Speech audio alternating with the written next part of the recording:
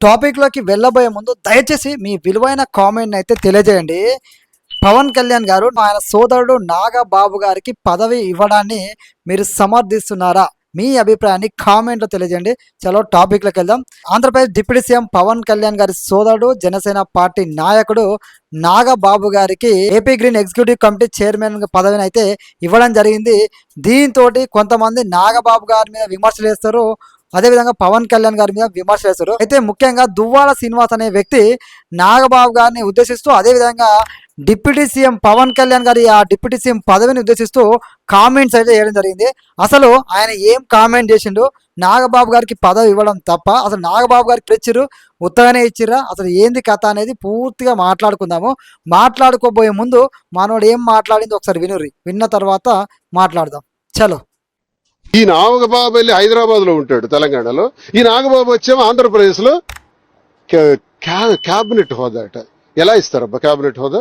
నేను ఇది ఇప్పుడే విన్నాను. పవన్ కళ్యాణ్ తనకున్నటువంటి మంత్రిత్వ శాఖలోనొక శాఖనిస్తూ దానికంట క్యాబినెట్ హోదా నువ్వెవరు ఇవ్వడానికి? మంత్రికి అసలు డిప్యూటీ చీఫ్ మినిస్టర్ అన్నది, ఉప ముఖ్యమంత్రి అన్నది ప్రోటోకాల్ కాదు. అది మనం ఇచ్చుకున్నటువంటి గౌరవ హోదా తప్ప రాజ్యాంగపరమైన హోదా కాదు. పవన్ కళ్యాణ్ మినిస్టర్ హోదా మాత్రమే. ఒక మినిస్టర్ హోదాలో నువ్వెలా బదలాయింపు చేస్తావు? మీకున్న రైట్ ఏంటి? రాజ్యాంగంలో ఏ సెక్షన్ ప్రకారం ఇది మీరు చేస్తున్నారు? మరి మీరెందుకు ఇది నిర్ణయించారు? ఒకప్పుడు చంద్రబాబు నాయుడు గారు అన్నారు కదా, నాగబాబుకి మంత్రిత్వ శాఖలో స్థానం ఉంటుందని ఒక లిస్టు అనౌన్స్ చేశారు, ప్రభుత్వం అనౌన్స్ చేసిందే. మరి అదేమైనట్టు? రాదా? అవదా? అసలు ఏం నడుస్తుంది కదా మీ ఇద్దరి మధ్య? అదేంటి మరి చంద్రబాబు నాయుడు గారు అనౌన్స్ చేసిన మంత్రిత్వ శాఖ ఏమైంది? మీరు మీ మంత్రిత్వ శాఖకు సంబంధించి బదలాయింపు ఏంటి? దానికి మీరు కేబినెట్ హోదా ఇవ్వడం ఏంటి? మేము ఊరుకో, అది చల్లదు. అది అసంభవం. విన్నారు కదా, దువ్వాడ శ్రీనివాస్ మాట్లాడిన మాటలు వెకిల్ నవ్వులు నవ్వుకుంటా నాగబాబు గారిని ఉద్దేశిస్తూ, నాగబాబు గారు హైదరాబాద్లో ఉంటా అంటాడు, ముఖ్యంగా డిప్యూటీ సీఎం పదవికి ఏం అసలు అర్హత ఉంటుంది అని చెప్పేసి మాట్లాడుతాడు. అది రాజ్యాంగబద్ధ హోదా ఉందా డిప్యూటీ సీఎం పదవికి అని చెప్పేసి మాట్లాడకుండా అతనే చెప్తున్నాడు, డిప్యూటీ సీఎం పదవి అనేది గౌరవం అని చెప్పి మాట్లాడుతాడు. ఒకటే ఆలోచన చేసుకోండి, పవన్ కళ్యాణ్ గారికి ఏ పదవి లేకున్నా ఆయన పవర్ స్టారే. అదేవిధంగా ఏ పదవి లేకున్నా సీఎంకి ఈక్వల్గా ఆయన గౌరవం ఉంటుంది, సీఎంకి ఈక్వల్గా ఆయన చెప్పిన మాట నడుస్తుంది. ఎవరు అవునన్నా కాదన్నా ఇది అందరికీ తెలిసిన విషయమే. ఎందుకంటే చంద్రబాబు నాయుడు గారు పవన్ కళ్యాణ్ గారు ఏదైనా మాట చెప్తే కాదంటారా? పవన్ కళ్యాణ్ గారి నుంచి చంద్రబాబు నాయుడు గారి దగ్గరికి ఏదైనా చిన్న మెసేజ్ వచ్చినా సరే దాన్ని చంద్రబాబు నాయుడు గారు చిటికలో యాక్సెప్ట్ చేస్తాడు. అది పవన్ కళ్యాణ్ గారి పవర్. పదవితో పనే లేదు పవన్ కళ్యాణ్ గారికి, ఆయన అంటేనే ఒక పవరు. అలాంటి వ్యక్తికి పదవితో పని ఏముంటుంది అని ఒక్కసారి ఈ దువ్వాడ శ్రీనివాస్ కాదు ఇంకెవరైనా పవన్ కళ్యాణ్ గారి పదవికి ఏం పవర్ ఉంది అని మాట్లాడతారు కదా, ఆ పదవికే వన్నె తెచ్చిన వ్యక్తి పవన్ కళ్యాణ్ గారు. పదవి కంటే పవన్ కళ్యాణ్ గారికే ఎక్కువ పవర్ ఉంటుంది, ఇది మీరు గుర్తుపెట్టుకోవాలి అని చెప్పి జన సైనికులు ప్రజలు స్ట్రైట్గా అంటున్నారు. ఇది తెలుసుకోవాలి ఫస్ట్. సో పవన్ కళ్యాణ్ గారి పదవికి రాజ్యాంగ గుర్తింపు ఉందా లేదా అనేది సెకండరీ ముచ్చట, కానీ పవన్ కళ్యాణ్ గారి వల్లే ఆ డిప్యూటీ సీఎం పదవికి పవర్ వచ్చింది, పేరు వచ్చింది, ప్రతిదీ. కొంతమంది నాతో అన్నమాట, డిప్యూటీ సీఎం అనే పదవి ఉంటుందని కూడా మాకు తెలియదు, గతంలో ఎంతమంది చేసినో మాకు తెలియదు, కానీ డిప్యూటీ సీఎం పదవి అనేది ఉందని పవన్ కళ్యాణ్ గారి ద్వారానే తెలిసిందని చాలా మంది చెప్పారు. ఈ విషయాన్ని కూడా మీరు తెలుసుకోవాలి. అదేవిధంగా నాగబాబు గారు హైదరాబాద్లో ఉంటాడు, ఆయనకు క్యాబినెట్ హోదా కల్పిస్తూ పదవి పవన్ కళ్యాణ్ గారికి ఎక్కడికైనా సీన్ ఉందా, ఆయన ఏంది ఇచ్చేదని చెప్తున్నారు కదా. అరే బాబు, జీవో నెంబర్ 93 ప్రకారం చంద్రబాబు నాయుడు గారు ఆయనకు జీవో నెంబర్ 93 ప్రకారం క్యాబినెట్ హోదా కల్పిస్తూ కళ్యాణ్ గారి సూచన మేరకు చంద్రబాబు నాయుడు గారు జీవో నెంబర్ 93 రిలీజ్ చేసి ఆయన క్యాబినెట్ హోదాను కల్పించిండు. ఫస్ట్ ఆ జీవో నెంబర్ 93 చదువుకున్న తర్వాత నువ్వు నాగబాబు గారి గురించి మాట్లాడు. ఎందుకంటే నాగబాబు గారికి ఉత్తానే పదవి ఇవ్వలేదు. ఎవరైనా సరే అధికారంలోకి వచ్చినాక వాళ్ళ పార్టీకి సంబంధించినటువంటి నాయకులకి ఎందుకు పదవులు ఇస్తారనేది ఒకసారి ఆలోచన చేసుకో. పార్టీ కోసం వాళ్ళు పడ్డటువంటి కష్టం ఆ పార్టీ వాళ్ళకి వెళ్తాయి, నీకేం తెలుసు? అదేవిధంగా సొంత అన్న ఆయన తలుచుకుంటే ఎంపీగా పోటీ చేయించవచ్చు, ఎమ్మెల్యేగా పోటీ చేయించవచ్చు. మీ నాయకుడిలాగా ఆయన ఏమి బెంగళూరులో ఉండలేడు, కొద్ది రోజులు హైదరాబాద్లో ఉండలేడు.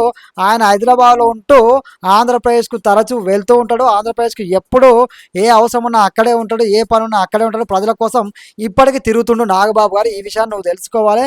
అదేవిధంగా పవన్ కళ్యాణ్ గారు ఆయనకి ఏదైతే ఎగ్జిక్యూటివ్ కమిటీ చైర్మన్ పదవి ఇవ్వగానే నువ్వు చాలా మాట్లాడుతున్నావు కదా. పవన్ కళ్యాణ్ గారు తలుచుకుంటే ఆయనకి ఎంపీ పదవి, ఎమ్మెల్యే పదవి, మంత్రి పదవి అవసరమైతే ఏదైతే ఇస్తాడు. కానీ ఆయన ఇవ్వలేదు. ఎందుకంటే చాలా పారదర్శకంగా, జవాబుదారీతనంగా తన పార్టీ కోసం కష్టపడటువంటి అతి సామాన్యులకి 21 మందిని ఎమ్మెల్యేలు చేసిండు. అదేవిధంగా 2 ఎంపీలు చేసిండు. మొన్న ఒకరిని రాజ్యసభ మెంబర్ని చేసిండు. అదేవిధంగా 3000 పైచీలకు మందిని వివిధ శాఖల్లో, వివిధ డిపార్ట్మెంట్లో నామినేటెడ్ పోస్టులు కూడా ఇప్పించిన విషయం నువ్వు తెలుసుకో. పవన్ కళ్యాణ్ అనే వ్యక్తి ద్వారా అందరూ సామాన్యులు వచ్చారు రాజకీయాలకి. అందరు సామాన్యులే పదవులు అనుభవిస్తారు. ఇది తెలుసుకోవాలి. మీలాగా డబ్బున్నోళ్ళకి, పేరున్నోళ్ళకి, అధికారం ఉన్నోళ్ళకి, పలుకుబడి ఉన్నోళ్ళకి, కుటుంబ సభ్యులకి పవన్ కళ్యాణ్ ఎక్కడ తావు ఇవ్వడు. పవన్ కళ్యాణ్ గారు పార్టీ కోసం నాగబాబు గారు 10 ఏళ్ల నుంచి కష్టపడతాడు కాబట్టి ఆయనకు ఒక AP green executive committee chairman ఇచ్చిండు, క్యాబినెట్ హోదా కల్పించిండు. ఆల్రెడీ ఆయన ఎమ్మెల్సీ. ఆ విషయం కూడా తెలుసుకోవాలి. ఉత్తగానే ఇయ్యరు. ఆయన కూడా కష్టపడుతూనే ఇచ్చిండు తప్ప ఉత్తగానే ఇయ్యలేదనే విషయాన్ని నువ్వు తెలుసుకో. టైంపాస్గా పవన్ కళ్యాణ్ ఎవరికి పదవి ఇవ్వడు. సొంత అన్న అయినా సరే ఆయన ప్రజల కోసమే పనిచేస్తాడు. ప్రజల గురించి ఆలోచిస్తాడు. ప్రజలకు అభివృద్ధి ఏంటో చూపిస్తాడు. ఆంధ్రప్రదేశ్ను పంచాయతీరాజ్ శాఖలో నెంబర్ 1గా నిలిపిన ఘనత కూడా పవన్ కళ్యాణ్ గారిది అన్న విషయం నువ్వు తెలుసుకోవాలి.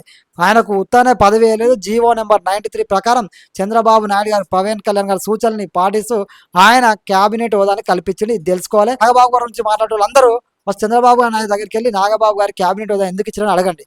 ఆయన సమాధానం చెప్తాడు. ఎందుకంటే ఆయనకు తెలియదా, పవన్ కళ్యాణ్ గారికి తెలియదు. ముఖ్యంగా ఈ దువ్వాడ శ్రీనివాస్ అనే వ్యక్తి మాట్లాడే మాట ఎట్లంటే అటు టీడీపీని పొగుడుతూ, చంద్రబాబు నాయుడు గారిని పొగుడుతూ, పవన్ కళ్యాణ్ గారిని తగ్గిస్తూ, అదేవిధంగా నాగబాబు గారిని విమర్శిస్తూ ఈ విధంగా స్ట్రాటజీతో మాట్లాడుతాడు. ఎందుకంటే అక్కడ జగన్ పార్టీ వాళ్ళు వీళ్ళని పక్కకు నెట్టేసిండు. మనోడు ఉండేది కూడా హైదరాబాద్నే. మనోడికి సంబంధించినటువంటి ఆ దువ్వార మాధురి సంబంధించినటువంటి ఆమెకు సంబంధించినటువంటి ఏదో షాపింగ్ మాల్లో సంథింగ్ ఏదో ఉంది కదా, అది కూడా హైదరాబాద్నే ఉంది. ఆ హైదరాబాద్లో వండుకుంటా, హైదరాబాద్లో బిజినెస్ చేసుకుంటా నాగబాబు గారి గురించి మాట్లాడతాడు. నువ్వేమన్నా ఆంధ్రప్రదేశ్లో ఉండి నీవు ఏదైతే పోటీ చేసినావు ఆ ప్లేస్లో ఉండి అక్కడే ఉంటూ హైదరాబాద్తో సంబంధం లేకుండా ఉండి అప్పుడు నువ్వు మాట్లాడితే ఒక అర్థం ఉంటుంది. నువ్వు హైదరాబాద్ ఉండవు, మీ నాయకులు హైదరాబాద్ ఉండడు, మీ అధినేత బెంగళూరులో కొద్ది రోజులు ఉంటాడు, అదేవిధంగా హైదరాబాద్లో కొద్ది రోజులు ఉంటాడు. నువ్వు నాగబాబు గారు హైదరాబాద్లో ఉంటాడు మాట్లాడుతున్నావు. ఎట్లా వెళ్తా చెప్పి మాట. అది ఫస్ట్ మనం మాట్లాడే ముందు ఒకటికి 10 సార్లు ఆలోచన చేసుకొని మాట్లాడాలి. ఒక వ్యక్తి గురించి మాట్లాడేటప్పుడు నాగబాబు గారికి ఏదో సింపుల్గా పదవేలే. ఆయన కష్టం నీకేం తెలుసు? కార్యకర్తల కోసం ఆయన ఎంత తిరిగినో నీకేం తెలుసు? తెలంగాణ, ఆంధ్రప్రదేశ్ ప్రజారాజ్యం నుంచి నేటి దాకా ఏ పదవి ఆశించకుండా వాళ్ళు ఏదైతే పార్టీ పెట్టిరో ప్రజలకు సేవ చేయాలి, ప్రజలకు మంచి పాలన అందించాలని నాగబాబు తెర వెనకాల ఎంత కష్టపడనేది జన సైనికులకు, అదేవిధంగా మెగా అభిమానులందరికీ తెలుసు. నీకు కూడా తెలుసు. గతంలో నువ్వు ప్రజారాజ్యం పార్టీలో ఉన్నప్పుడు కూడా నాగబాబు గారి కష్టాన్ని దగ్గర నుంచి చూసిన వ్యక్తివి. నువ్వు ఈరోజు నాగబాబు గారి గురించి, పవన్ కళ్యాణ్ గారి గురించి మాట్లాడతావా?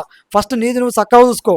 ఎందుకంటే నువ్వు చంద్రబాబు గారినో టీడీపీనో పొగుడుతూ కూటమి మధ్య చిచ్చు పెట్టే విధంగా, లేదంటే వాళ్ళని పొగిడి వీళ్ళని తగ్గించే విధంగా మాట్లాడితే, జన సైనికులతో రోజు చివాట్లు పడితే నీకు సంతోషం అనుకుంటే రోజు వాళ్ళు అట్నే అంటారు. నీ బుద్ధి కూడా మారదు. అసలు నీలాంటి వాళ్ళ గురించి మాట్లాడడం కూడా దండగే. కానీ ఎందుకు మాట్లాడుతున్నాం అంటే చాలా మంది క్లారిటీ ఇవ్వాలి కాబట్టి, జన సైనికులు అందరూ కూడా అడుగుతున్నారు కాబట్టి ఈ వీడియో చేస్తున్నా.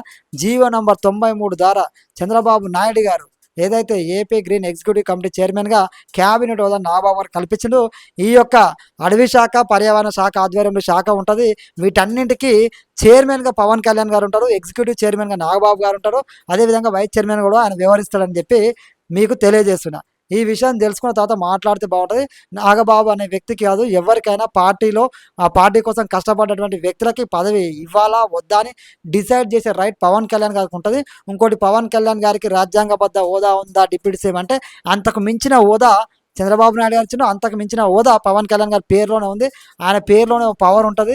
ఆయన పవర్తో పని లేని వ్యక్తి, ప్రజల కోసం ఆలోచించే వ్యక్తి, ప్రజలకు మంచి చేసే వ్యక్తి. ఈ విషయాన్ని తెలుసుకోవాలి. పవన్ కళ్యాణ్ గారి పదవి గురించి మాట్లాడితే ప్రజలు నవ్వుకుంటారు, గుర్తుపెట్టుకోండి. పవన్ కళ్యాణ్ స్థాయి ఏంటంటే దేశ ప్రధాని పార్లమెంట్ సాక్షిగా ఏ పవన్ నయ్యే ఆంధీ అనే స్థాయి, పవన్ మేరా భాయ్ అనే స్థాయి. పవన్ కళ్యాణ్ గారి ఇంటికెళ్ళి పవన్ కళ్యాణ్ గారి పక్కన కూర్చొని ఇద్దరు కలిసి కాఫీ తాగే స్థాయి పవన్ కళ్యాణ్ గారి స్థాయి. నువ్వా పవన్ కళ్యాణ్ గారి గురించి మాట్లాడేది? నీలాంటి వాళ్ళు పవన్ కళ్యాణ్ గారి గురించి మాట్లాడారు అర్హత ఉందా? మోడీ గారిని దూరం నుంచి అయినా చూసే అది ఉందా నీ దగ్గర? పవన్ కళ్యాణ్ గారు చిటికేస్తే ప్రతి రాష్ట్ర ముఖ్యమంత్రి ఆయనతో మాట్లాడడానికి సిద్ధంగా ఉంటారు. వెంటనే ఆయన కోసం దిగొస్తారు. నీకంత సీన్ ఉందా? కర్ణాటక ముఖ్యమంత్రితో మాట్లాడి కుంకి ఏనుగులను ఆంధ్రప్రదేశ్ తీసుకొచ్చిండు. అది అక్కడ కాంగ్రెస్ ప్రభుత్వం, ఆ కాంగ్రెస్ ప్రభుత్వంలో ఉన్నటువంటి ముఖ్యమంత్రి, ఆ కాంగ్రెస్ ప్రభుత్వంలో ఉన్న డిప్యూటీ సీఎం కూడా పవన్ కళ్యాణ్ గారికి టైం కేటాయిస్తారు. అది పవన్ కళ్యాణ్ గారి స్థాయి. తెలంగాణ ముఖ్యమంత్రి రేవంత్ రెడ్డి గారు నేను మిమ్మల్ని కలవాలి అంటే పవన్ కళ్యాణ్ గారికి ఎదురుంగా వచ్చి గౌరవించేంత స్థాయి పవన్ కళ్యాణ్ గారి సొంతం. కేసీఆర్ గారు మిమ్మల్ని కలవాలి అంటే స్వయంగా కేసీఆర్ గారు పవన్ కళ్యాణ్ గారు తోలుకొని పోయి పవన్ కళ్యాణ్ గారితో చర్చించి పవన్ కళ్యాణ్ గారు పక్కన కూర్చొని కాఫీ తాగేంత స్థాయి పవన్ కళ్యాణ్ గారి స్థాయి. కేటీఆర్ గారు మనం మాట్లాడుకుందాము అంట తప్పకుండా అన్న అని చెప్పి ప్రేమతోటి ఆ అన్నాని రాజకీయాలకు అతీతంగా అన్న అని పిలుస్తాడు కేటీఆర్ గారు. అలాంటి స్థాయి పవన్ కళ్యాణ్ గారి సొంతం. తెలంగాణ, ఆంధ్ర, దేశవ్యాప్తంగా ఎక్కడికి వెళ్ళినా ఆయన ప్రజలకి అదేవిధంగా నాయకులకి చాలా దగ్గరగా ఉంటాడు. ఆయన అంటే ఆ నాయకులుగా గౌరవిస్తారు. అది పవన్ కళ్యాణ్ గారి స్థాయి. ఇది పవన్ కళ్యాణ్ గారి గురించి నువ్వు డిప్యూటీ సీఎం పదవి గురించి మాట్లాడుతున్నావు కదా, అంతకు మించిన స్థాయి పవన్ కళ్యాణ్ గారిది అని చెప్పడానికి ఈ ఉదాహరణని మీకు చెప్పడం జరిగింది. సో మీ అభిప్రాయాన్ని కూడా కామెంట్లో తెలియజేయండి. జై హింద్, జై భారత్.